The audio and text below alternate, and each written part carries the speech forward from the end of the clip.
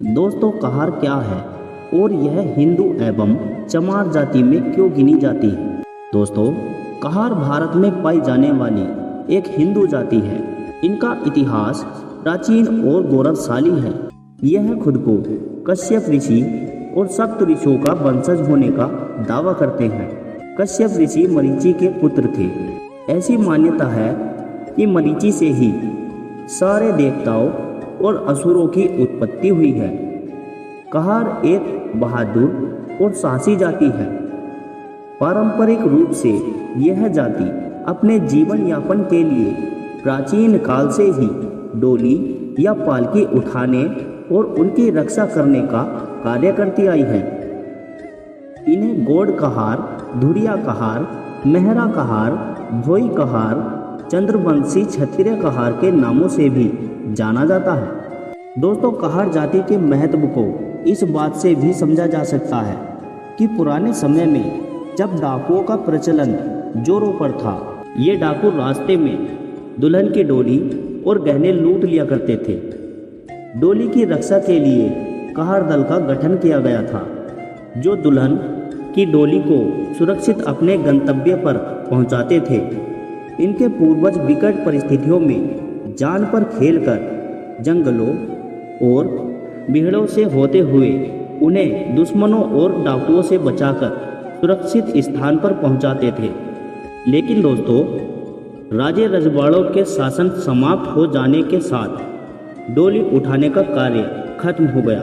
इसके बाद इन्होंने जीवन निर्वाह के लिए खेती, मछली पालन, टोकरी बनाने और उसे स्थानीय बाजारों में बेचने और अन्य नौकरी व्यवसाय करने लगे। बदलते हुए समय के साथ वर्तमान में उपलब्ध शिक्षा और रोजगार के नए अवसरों का लाभ उठाते हुए यह विभिन्न प्रकार के आधुनिक पेशा को अपनाने लगे। आज यह सभी क्षेत्रों में उपस्थिति दर्ज करा रहे हैं और अपनी सफलता की कहानी लिख रहे हैं। आइए जानते हैं कहार जाति का इतिहास और कहार शब्द की उत्पत्ति कहाँ से हुई। दोस्तों कहार जाति की उत्पत्ति के बारे में कई मान्यताएं हैं। इनमें से प्रमुख मान्यताओं का लेख आज हम आपको बताने जा रहे हैं। नंबर 1, यह मान्यता है कि कहार समुदाय की उत्पत्ति कश्यप ऋषि से हुई है, इसलिए यह कश्यप राजपूत होने का दावा भी करते हैं। कश्यप ऋषि का उल्लेख ऋग्वेद और अन्य हिंदू ग्रंथों में किया गया है।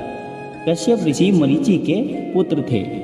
मरीचि से ही सारे देवताओं और असुरों की उत्पत्ति हुई है। नंबर 2, हिंदू पौराणिक कथाओं के अनुसार वृत्रासुर नामक असुर के वध के दौरान इंद्र को ब्रह्म हत्या का पाप लग गया था।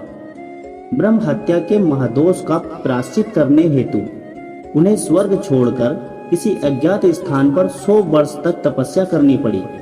इंद्रासन रिक्त ना रहे, इसलिए देवताओं ने मिलकर पृथ्वी के प्रसिद्ध चंद्रवंशी धर्मात्मा राजा निहुस को इंद्र के स्थान पर स्वर्ग का राजा बना दिया। निहुस का उल्लेख ऋग्वेद में भी किया गया।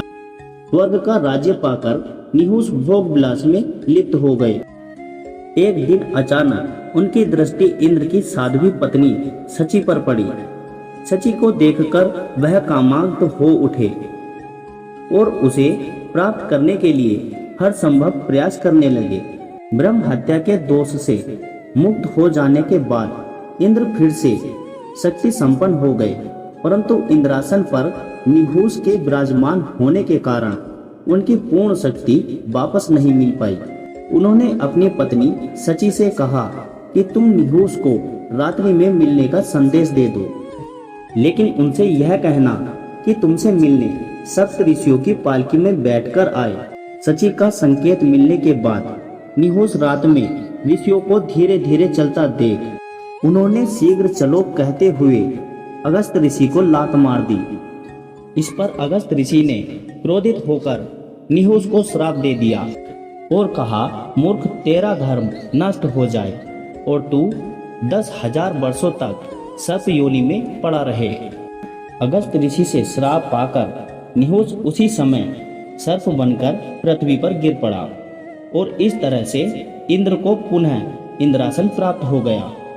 दोस्तों इस मान्यता के अनुसार कहार उन सप्त ऋषियों के वंशज हैं जिन्होंने चंद्रवंशी क्षत्रिय राजा निहुष की डोली उठाई थी। तो दोस्तों, आपको यह वीडियो कैसी लगी हमें कमेंट करके ज़रूर बताएं। और यदि आपको वीडियो पसंद आई है तो वीडियो को ज़्यादा से ज़्यादा लाइक करें, शेयर करें और साथ ही चैनल को सब्सक्राइब भी कर लें। धन्यवाद।